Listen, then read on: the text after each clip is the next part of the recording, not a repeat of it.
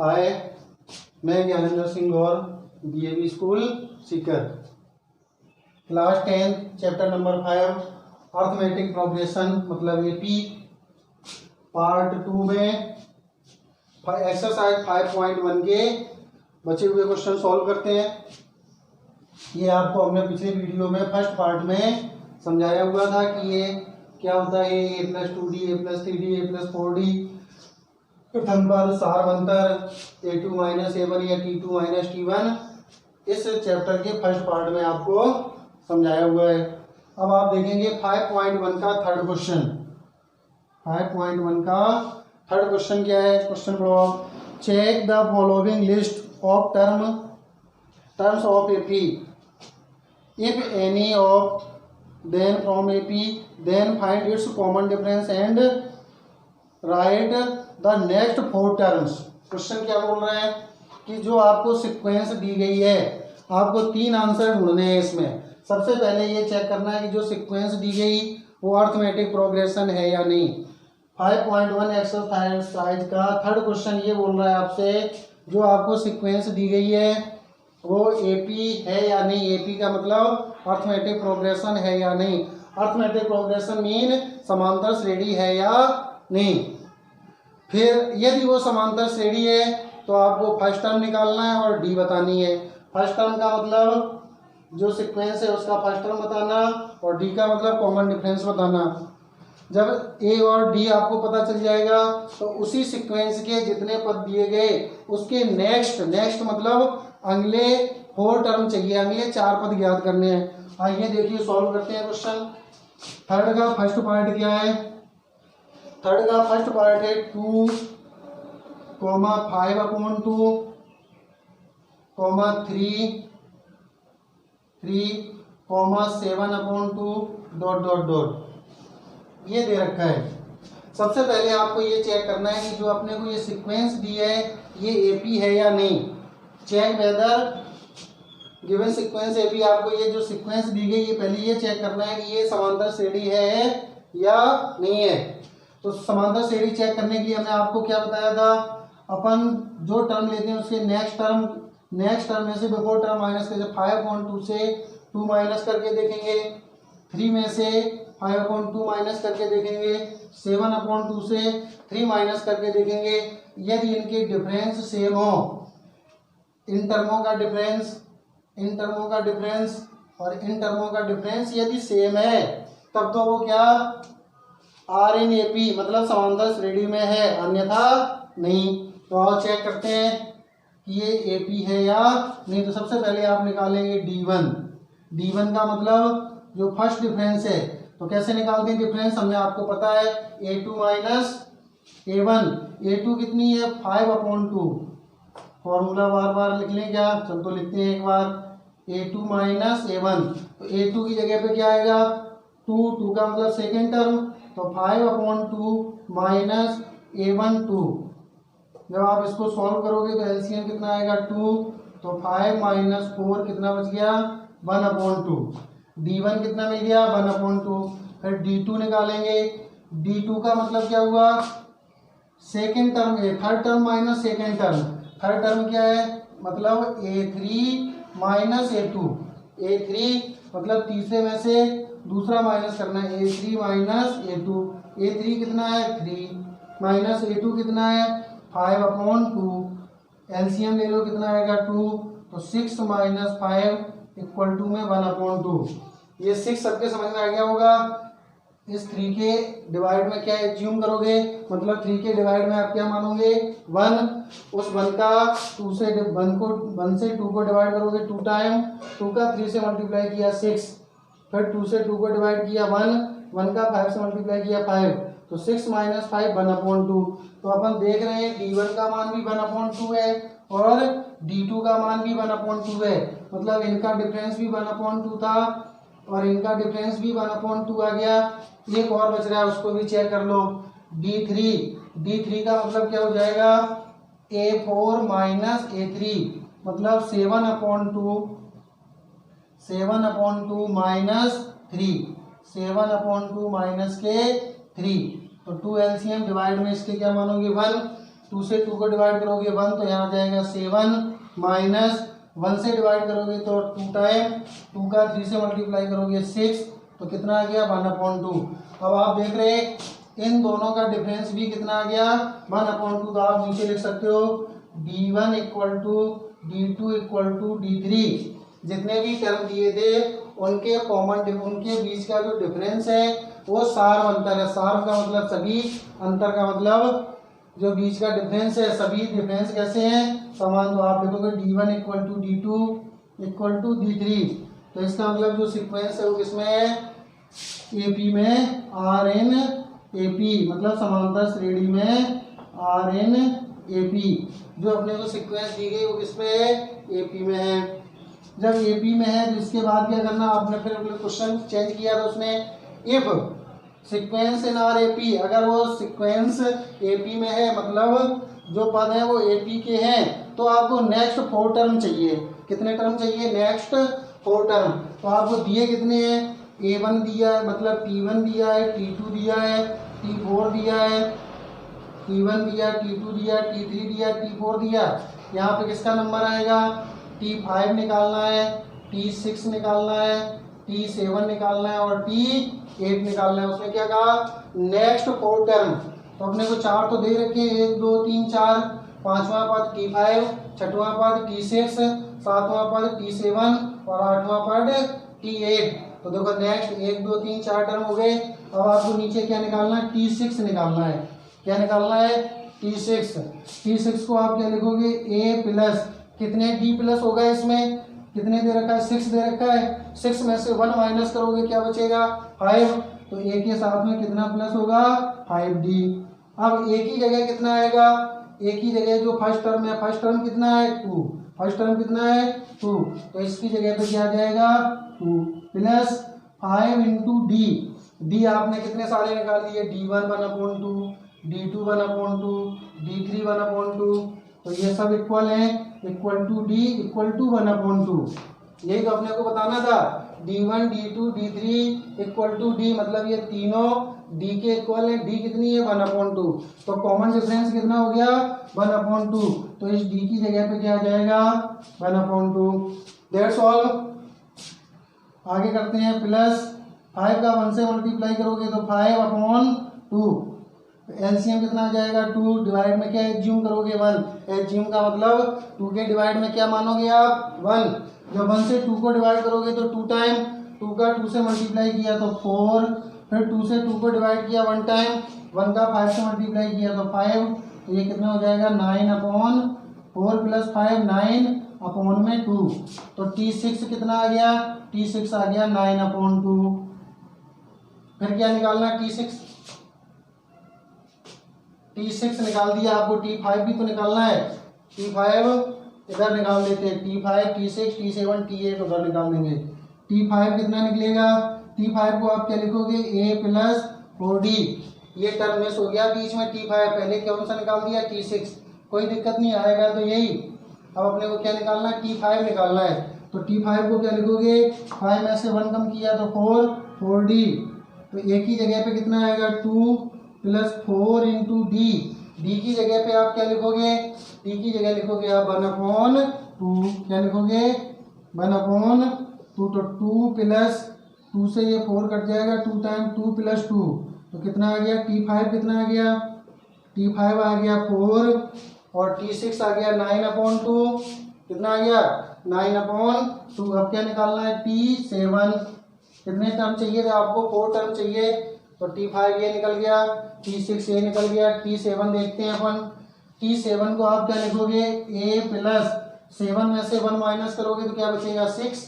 तो A के साथ में क्या प्लस होगा 6D। A कितनी है A कितनी है 2। तो A की जगह पे तो आ जाएगा 2 प्लस 6 इंटू D। D की जगह कितना आएगा 1/2। D की जगह कितना आएगा 1/2। 2 से ये 6 कट जाएगा कितने टाइम 3 टाइम। तो 2 प्लस 3 कितना बच गया 5। तो T7 कितना आ गया 5। एक और निकालना है नेक्स्ट टर्म आपको क्या T8। क्या निकालना है T8 कैसे निकालोगे A प्लस कितना प्लस होगा 8 में से 1 माइनस किया तो 7। तो A के साथ में क्या प्लस होगा 7D।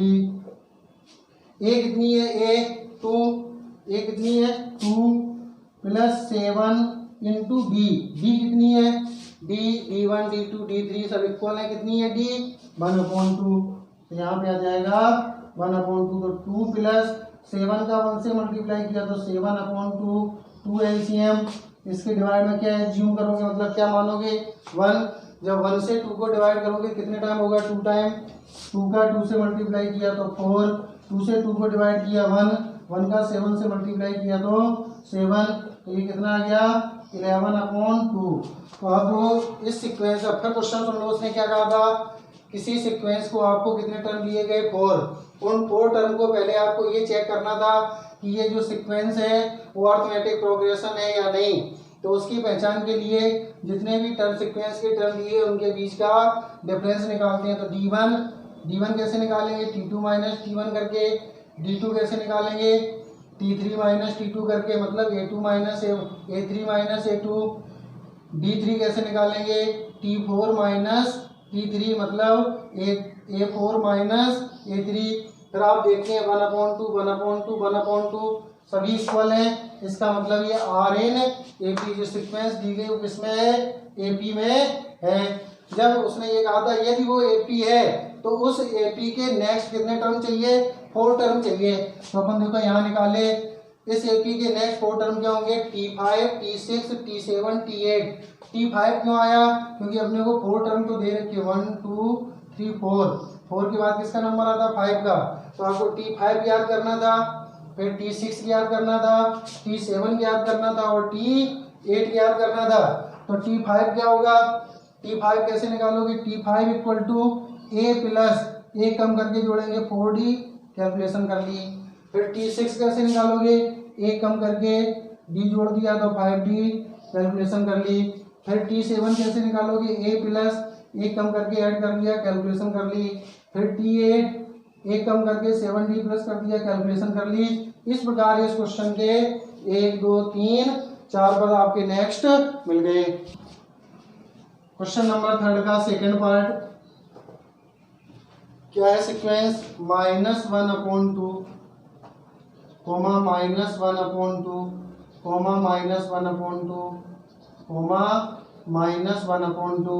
ये आपको करना है होमवर्क में, इजी सा क्वेश्चन है। आगे क्या लिख दिया, होमवर्क। थर्ड पार्ट देखते हैं, थर्ड पार्ट क्या है, A comma A² comma A³ comma A4 A की power 4 dot dot dot. Third का सेकंड पार्ट था -1/2 कोमा -1/2 कोमा -1/2 कोमा -1/2। ये आपको होमवर्क में करना है।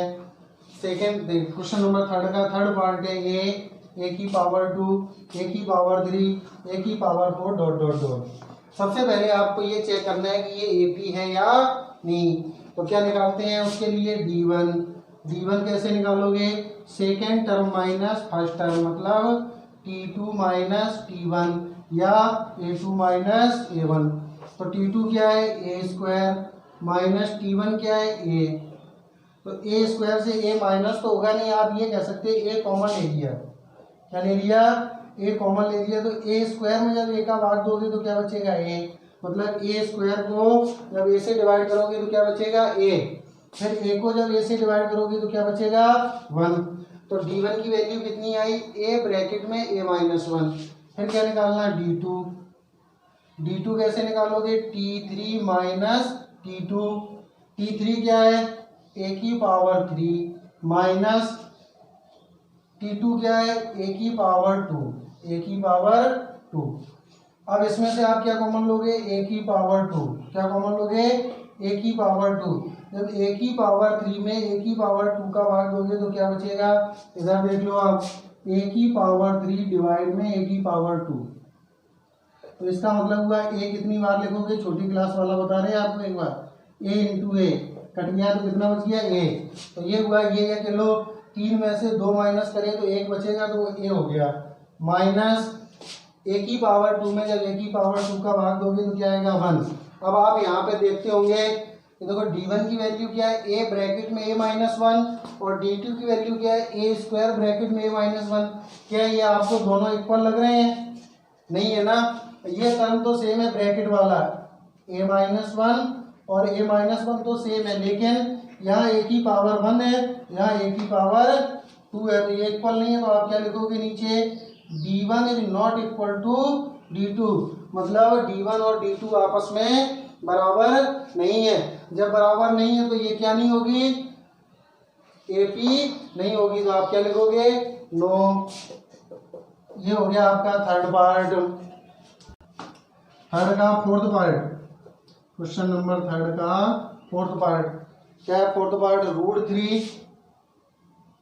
√3 comma √6 comma √9 comma √12 dot dot dot.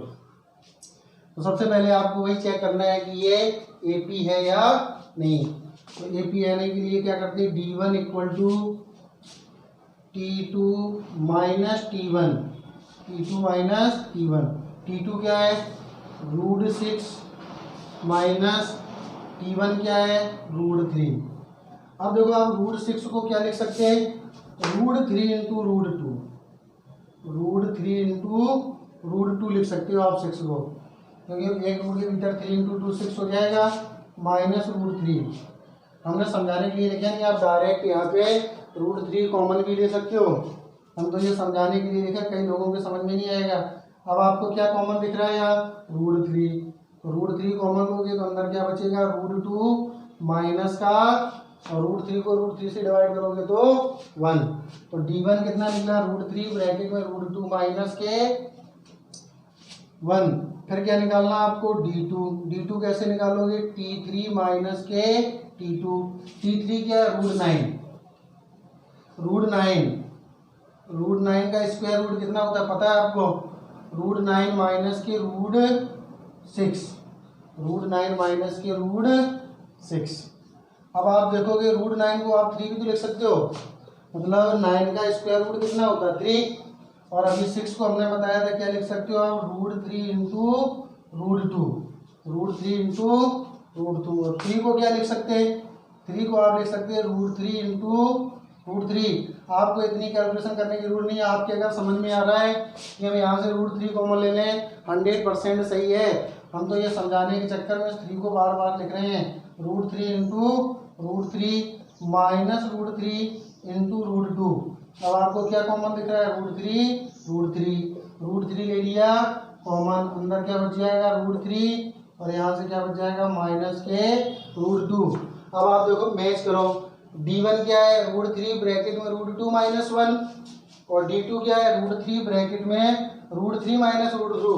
तो ये चीज तो सेम है, √3 और √3, लेकिन ये ब्रैकेट वाला और ये ब्रैकेट सेम नहीं है। कहने का मतलब d1 और d2 इक्वल नहीं है। तो इसके नीचे आप लिखोगे d1 is not equal to d2, given sequence are not in AP। जो सीक्वेंस है वो AP नहीं है। ये हो गया आपका फोर्थ पार्ट। अब पार्ट फिफ्थ देखते हैं, थर्ड का fifth part, question number third का फिफ्थ पार्ट क्या है। फिफ्थ पार्ट ऐसे ही है, √2 √8 comma √18 comma √32 dot dot dot. आप देखो इसको √8 को क्या लिख सकते हो आप, 2√2। समझ में आया क्या, नहीं आया तो देखो इधर 8 को 2√2 कैसे लिख सकते हो, √8 है, √8 को आप लिख सकते हो, √8 को क्या लिख सकते हैं, 2 इंटू 2 इंटू 2। 8 के फैक्टर क्या होंगे, 2 इंटू 2 इंटू 2। हम लोग को पता है रूट में स्क्वायर रूट के लिए कितने कितने के पेयर बनाए जाते हैं, 2 2 के। तो एक पेयर ये बन गया 2 का, तो ये 2 बाहर आ जाएगा और ये 2 अंदर बच जाएगा। तो कितना हो गया ये 2√2। ऐसे ही आप निकालोगे √18। √18 को क्या लिख सकते हैं आप, 2 इंटू 3 इंटू 3। 18 के फैक्टर करो तो 2 इंटू 3 6, 6 इंटू 3 18, मतलब 18। 2 गुणा 3 6, 6 गुणा 3 18। एक पेयर बन गया ये देखो 3 का, तो 18 को आप क्या लिख सकते हैं 3√2। इस 18 को चेंज करके क्या लिख सकते हैं आप 3√2। ऐसे ही आप 32 को चेंज करोगे, किसको चेंज करोगे 32 को।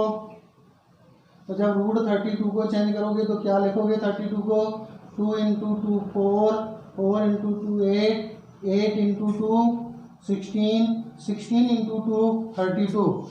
देख लो आप 2 × 2 4, 4 × 2 8, 8 × 2 16, 16 × 2 32। पेयर बनाओ आप, एक पेयर ये बन गया, एक पेयर ये बन गया, मतलब एक ये पेयर का 2, एक इस पेयर का 2 और रूट में क्या बच गया ये 2। तो 2 × 2 4√2। 32 को क्या लिख सकते हैं आप 4√2। तो इस √32 की जगह पे क्या आ जाएगा 4√2 ... ये कोई अंतर नहीं है, इसको केवल अपन ने चेंज करके लिख लिया सिंपल फॉर्म में। जो टर्म निकल रही थी कॉमन वो बाहर निकाल दिए स्क्वायर रूट के अकॉर्डिंग। तो ये √2 का √2 आ गया, √8 को लिख दिया 2√2, √18 को लिख दिया 3√2 और √32 को लिख दिया 4√2। अब आपको ये चेक करना है कि ये जो सीक्वेंस है वो AP है या नहीं। तो AP के लिए आप क्या निकालोगे D1। तो D1 क्या होता D1 कैसे निकालते हैं आप T2 - T1। T2 कितना है T2 का मतलब सेकेंड टर्म क्या है 2√2। तो 2√2 माइनस फर्स्ट टर्म क्या है √2। तो 2√2 माइनस के √2। इसको 2√2 या माइनस √2 को अपन क्या बोल सकते हैं 1√2। इसमें से क्या कॉमन आ जाएगा √2, मतलब वो 2 कॉमन ले लिए रूट के। तो यहाँ से क्या बच जाएगा 2 - 1, 2 - 1। तो ये कितना रह जाएगा 2 - 1 √2 बच गया। आगे आप क्या निकालोगे D2। तो D2 कैसे निकालोगे T3 - T2। T3 कितना है 3√2, 3√2 माइनस 2√2। तो देखो 3√2 माइनस 2 मतलब 3 में से 2 माइनस करोगे तो 1 बचेगा तो √2। तो देख रहे सेम मिल गया। अगला निकाल लो D3। तो D3 क्या निकलेगा D3 निकालोगे आप T4 माइनस T3। T4 कितना है 4√2, 4√2 माइनस T3 कितना है 3√2, 3√2। तो 4 - 3 1। तो 1 को क्या लिखोगे √2। हमने ये जो ऊपर वाला स्टेप लिखा था कॉमन बता के वही नीचे लगा के जब आप √2 कॉमन लोगे तो 3 - 2 1√2। यहाँ से √2 कॉमन लोगे तो 4 - 3 तो 1√2। यही काम किया गया। इसको भी आप डायरेक्ट लिख सकते हो 2 - 1 तो 1√2। ये वाला स्टेप हमने केवल आपको समझाने के अकॉर्डिंग कैलकुलेशन के अकॉर्डिंग बता दिया। अब आप देख रहे होंगे D1 D2 और D3 इक्वल है। D1 D2 D3 नीचे आप लिखोगे D1 D2 D3 कैसे हैं इक्वल। जब इक्वल है इनको अपन कॉमन डिफरेंस क्या मान लेंगे D। तो D कितना होगा देखो सभी के लिए कितना है √2। तो D कितना हो जाएगा √2। तो इसका मतलब जो सीक्वेंस है वो किसमें है AP में है। तो आप नीचे क्या लिखोगे given sequence R in AP। क्या लिखोगे यहाँ statement given sequence R in AP या ये D1 = D2 = D3 = D √2 लिख के केवल इतना लिख दोगे तो भी चलेगा क्या R in AP। जब उसने ये कहा था कि अगर वो AP में है तो उसके कितने टर्म चाहिए नेक्स्ट 4 टर्म चाहिए। तो क्वेश्चन नंबर 3rd के 5th पार्ट के नेक्स्ट 4 टर्म निकालते हैं अपन। नेक्स्ट 4 टर्म तो देखो अपने को दे कितने रखे हैं। ये क्या होता है T1, ये कितना होता है T2 T3 T2 T3, ये हो गया T4। नेक्स्ट का मतलब अगले तो 4 तो दे रखे हैं आपको। अगला क्या होगा T5 निकालना होगा, T6 निकालना होगा, T7 निकालना होगा और T8। ये टर्म आपको निकालने हैं। ये बोल रहा है क्वेश्चन आपका। तो आपको क्या निकालना है सबसे पहले T5। क्या निकालना है T5 को क्या लिखोगे आप ये तो सभी में आता है A प्लस कितने D प्लस होगा 5 में से 1 माइनस करो तो कितना आएगा 4D। तो A + 4D। तो एक ही जगह पे देख रहे हो आप, एक ही जगह कितना रख रहा है मतलब T1 या A। T1 या ए कितना है √2 प्लस 4 इंटू डी कितना है डी √2, तो ये कितना हो जाएगा 4 √2, इसको √2 बोलो या 1 √2 या 1 √2, तो 4 + 1 5 √2 T5 पद क्या हो गया, T5 टर्म क्या हो गया 5 √2। T6 क्या होगा a प्लस का 5d, ये 5d समझ में आ गया होगा, 6 में से 1 माइनस कर दो तो 5d। a की जगह कितना आएगा देखो आप यहाँ √2 कितना आएगा √2 प्लस के 5d, d कितनी है √2 तो 5 √2, तो 5 + 1 क्या हो जाएगा 6 √2। फिर क्या निकालना 7 T7, तो T7 का मतलब a प्लस 6d, a कितना है √2 प्लस 6 √2, तो 6 √2 और 1 √2 7 √2। फिर क्या निकालना T8 कितना निकलेगा a प्लस का 7d, तो a की जगह √2 प्लस 7 d की जगह भी √2, तो 7 + 1 8 √2। इस प्रकार से आपका क्वेश्चन नंबर 3 का 5th पार्ट कंप्लीट हुआ। सबसे पहले अपन ने उसको सिंपल फॉर्म में लिखा, उसके बाद अपन ने चेक किया D1 D2 D3 कैसे आया, अगर इक्वल है तो R इन AP, जब AP में है तो आपको अगले नेक्स्ट 4 टर्म चाहिए जो कि आ गया 5 √2 6 √2 7 √2 और 8 √2। अब इस पार्ट में आपको कोई दिक्कत हो तो आप व्हाट्सएप नंबर पर मैसेज करके समस्या का निदान कर सकते हैं। Thank you.